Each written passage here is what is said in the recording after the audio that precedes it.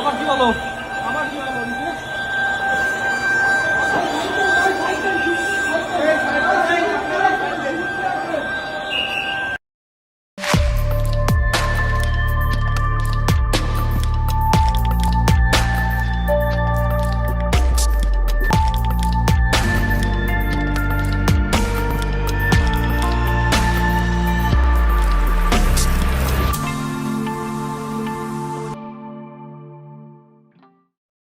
BNP সরকার 8 দিন হাসপাতালের licence বাতিল করেছে, মহা বিশাল হেডমের কাজ করে ফেলিছে।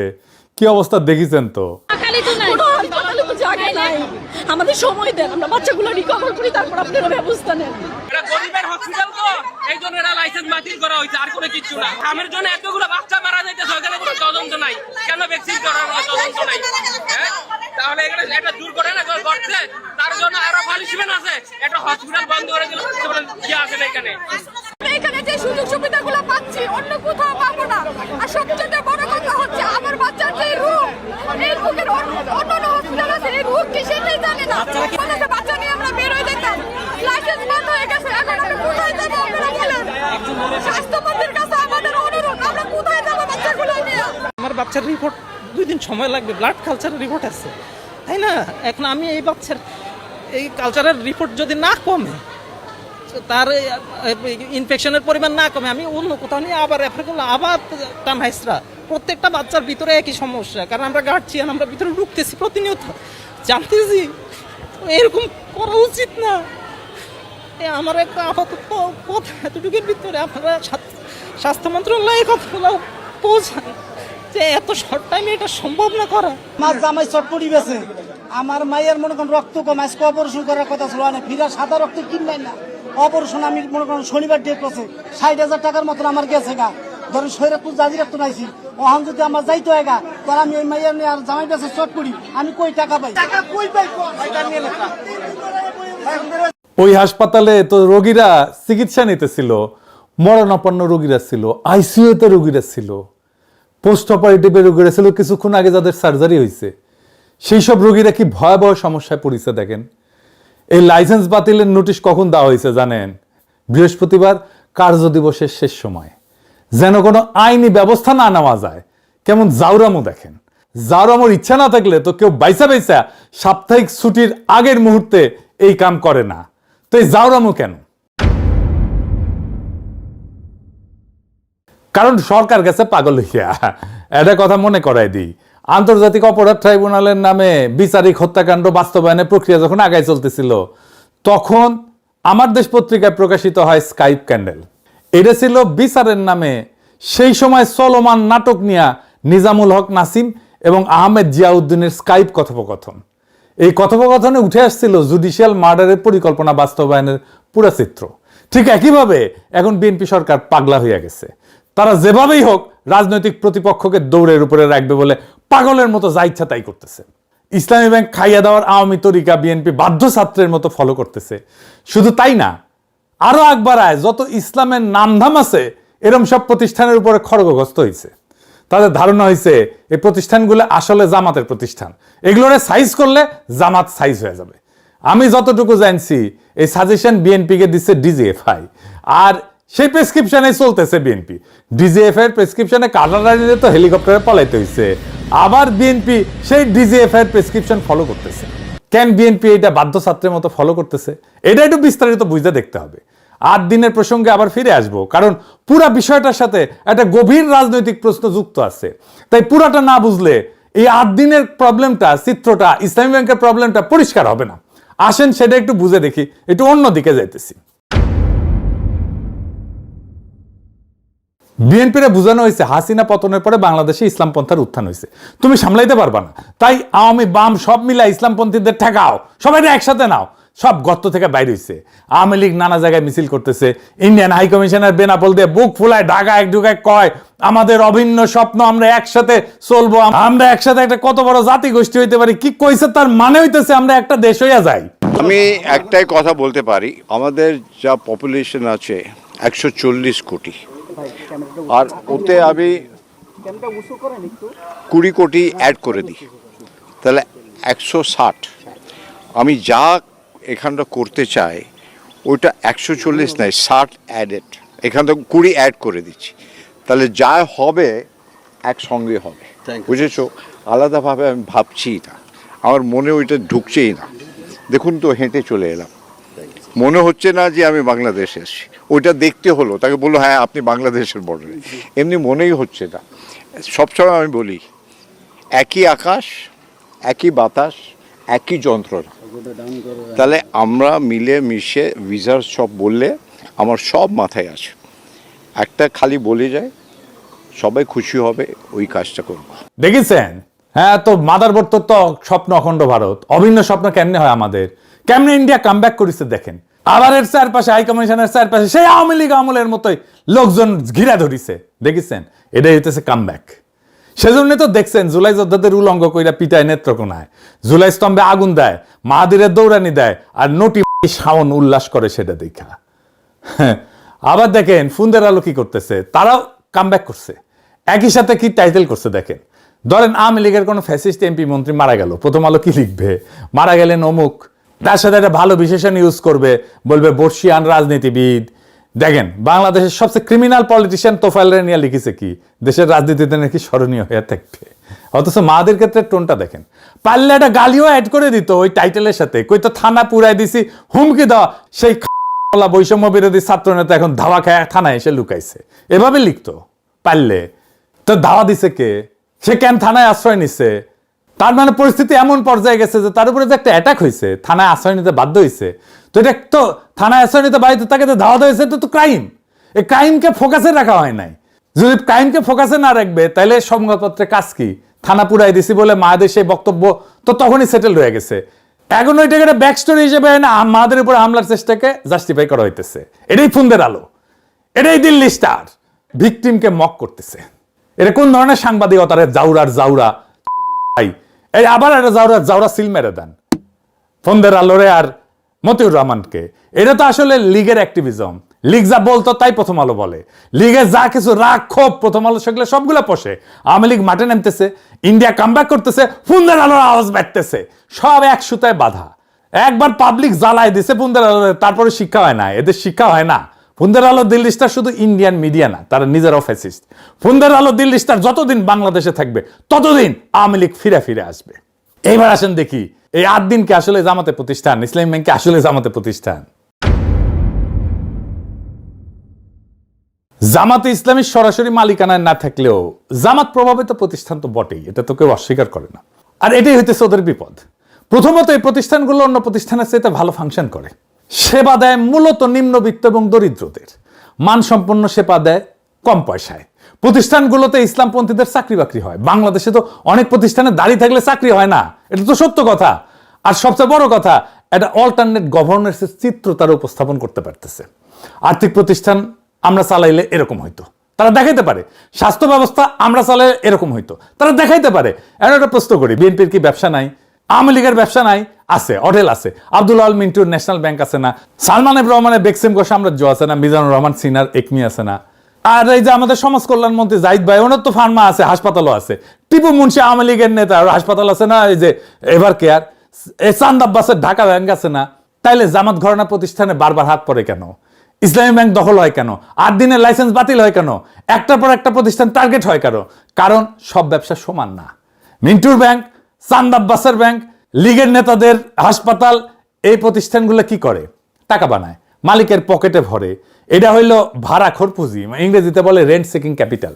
ক্ষমতার কাছে থেকে সুবিধা নেয়, লোন নেয়, ফেরত দেয় না, টাকা বানায়, ব্যাস, এর বেশি কিছু না। রেন্ট সিকিং এর সবচেয়ে সোজা মানে হইতেছে পরিশ্রম করে সম্পদ বানানো না এরা, বরং ক্ষমতার কাছে থেকে সুবিধা বাগায়, টাকা কামায়। এটা উদাহরণ দিলে পরিষ্কার হবে। ধরেন 2 জন লোক, প্রথম জন একটা কারখানা দিল, জিনিস বানায়, বেচে, মানুষের কাজে লাগে, লাভ করে, এটা একটা হালাল রোজগারের মতো কিছু একটা তৈরি করলো, সমাজের নতুন মূল্য যুক্ত হইল। দ্বিতীয় জন কিছুই বানায় না, সে শুধু ক্ষমতার সাথে খাতির করে, ব্যাংক থেকে 1000 কোটি টাকা লোন নেয়, ফেরত দেয় না, সরকারি কাজ পায় কম্পিটিশন ছাড়াই, বিদ্যুৎ কেন্দ্র বসায় আর ক্যাপাসিটি চার্জ নেয়, বিদ্যুৎ না দিয়েও টাকা পায়। এই লোক নতুন কিছু বানায় না, সে শুধু বিদ্যমান সম্পদ থেকে নিজের ভাগটা বাগায় নেয় ক্ষমতার জোরে।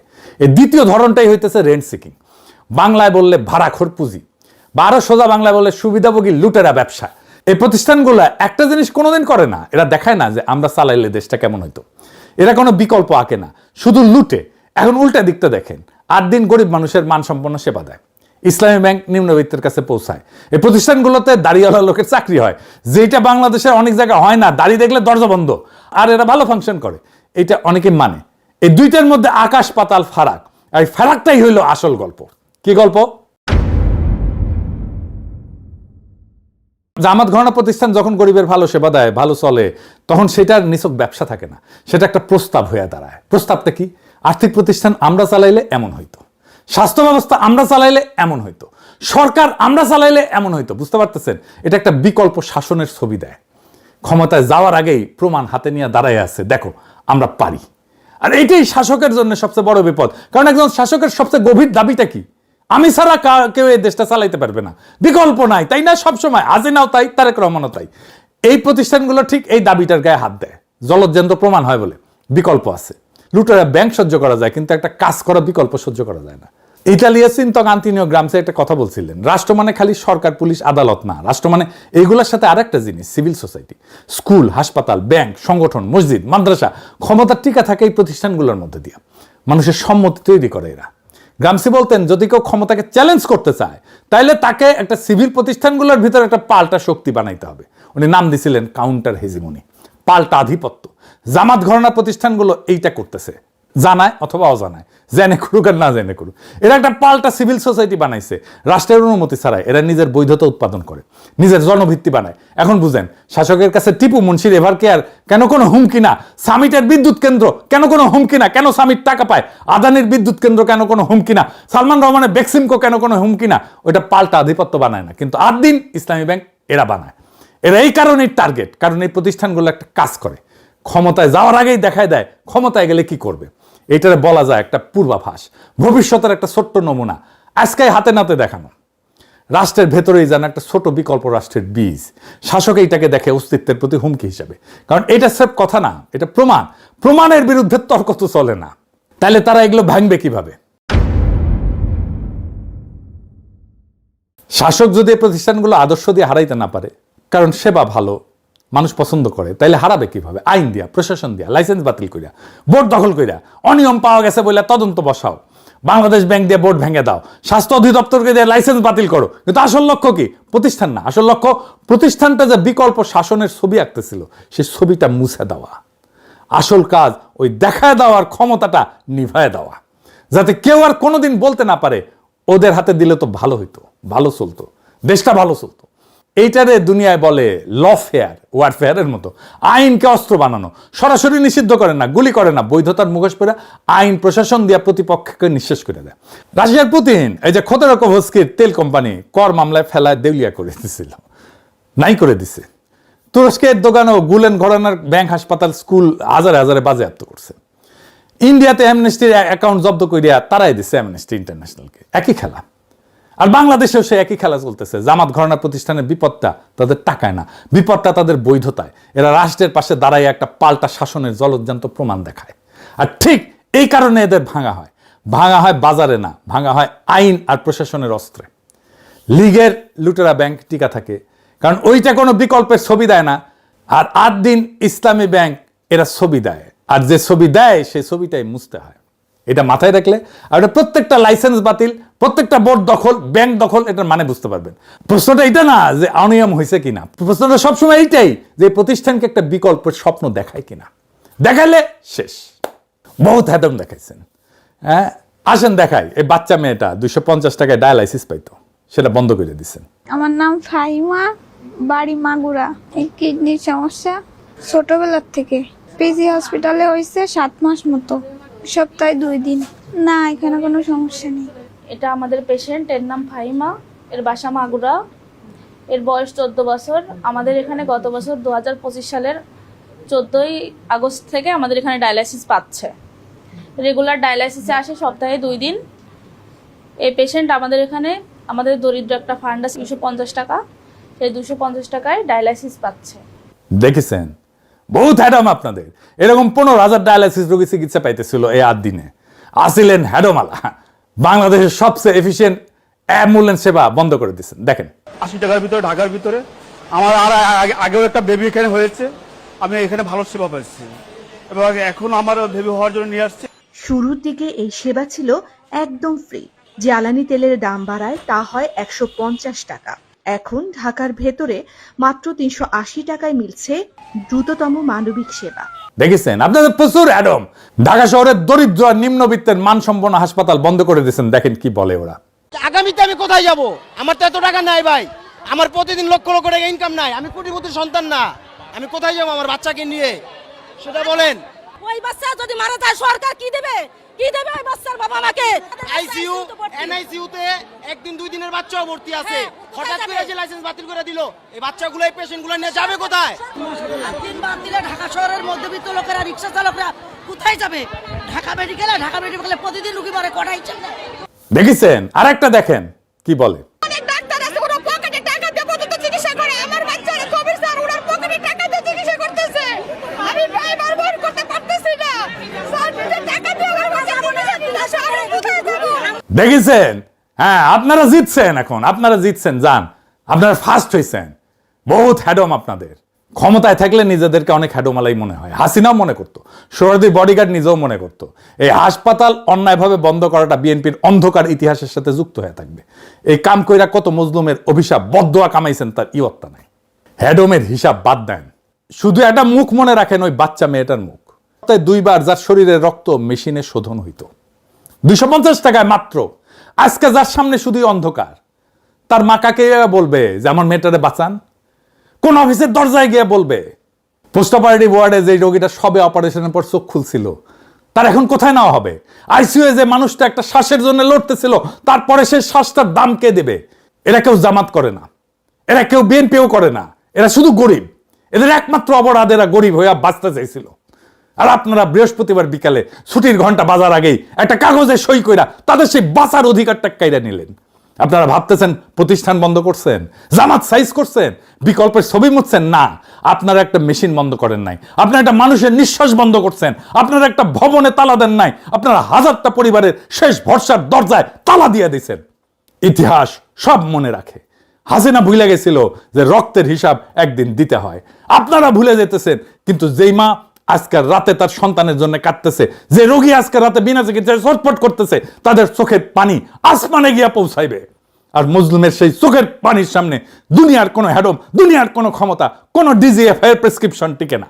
আপনারা ভাবছেন আপনারা জিতছেন, আসলে আপনারা শুধু একটা জিনিস কামাইছেন, অভিশাপ, মানুষের অভিশাপ, মজলুমের অভিশাপ। মজলুমের অভিশাপ কামানো মানুষ কোনোদিন জিতে না। আপনারা একটা দুর্বল সরকার, দুর্বল সরকার ছায়া দেখে ভয় পান। সরকারকে বাঁচায় মানুষের ভালোবাসা, মানুষের সমর্থন, সেটাও হারাইতেছেন। নিজে চেষ্টা করে হারাইতেছেন, নিজের হাতে হারাইতেছেন। আপনাদের পতন যে কি ভয়ঙ্কর হবে আপনারা কল্পনাও করতে পারতেছেন না। সেই দিন আপনারা বুঝবেন আপনারা কি জেতা জিতছিলেন। আজকে ইনকিলাব জিন্দাবাদ।